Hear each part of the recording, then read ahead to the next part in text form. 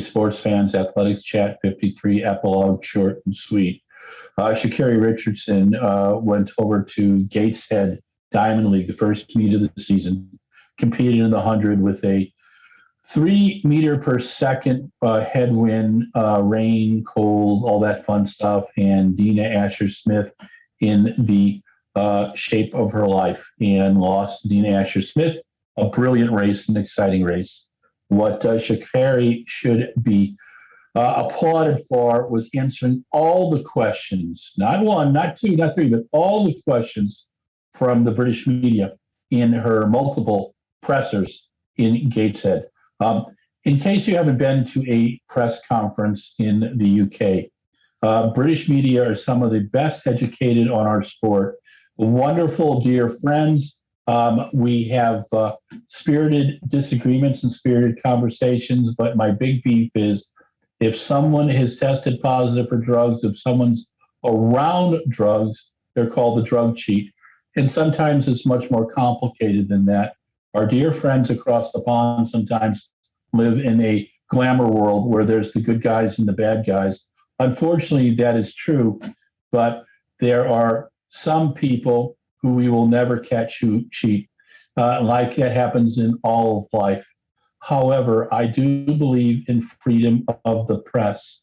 And that means that even in the time with our previous president in the US, as much as he annoyed me and took my blood pressure up, I believe that he should be allowed to say what he said and it should be corrected. Now, press conversation, there were questions that were asked, continuous questions, asking the same question a different way, thinking she's going to break.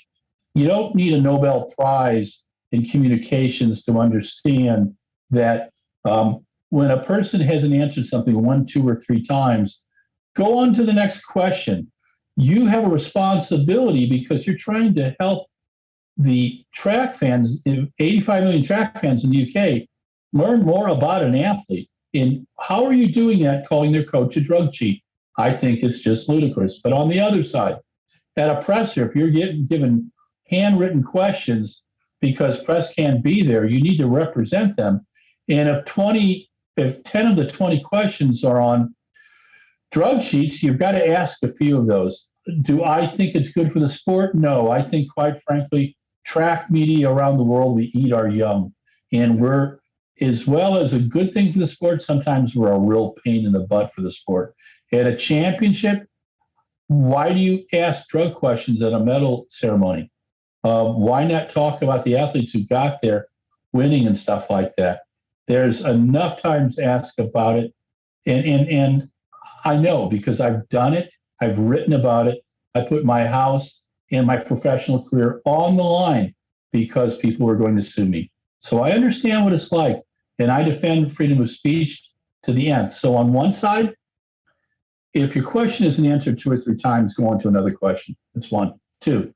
But if you're responsible for questions, I think you need to at least ask a few of them. It may annoy some of the athletes. Unfortunately, that's what we have in a free society. This is Larry Eder, RunBlogRun, Athletic Chat number 53. This is the epilogue. Stay safe. If you like RunBlogRun, like us at Twitter, Facebook, and Instagram. If you love us, subscribe on YouTube. We have 2,500 videos and audios since 2010. There's going to be something you like. If not, I'll do a recording of Inagata Davida for you. Okay? Larry Eder, stay safe.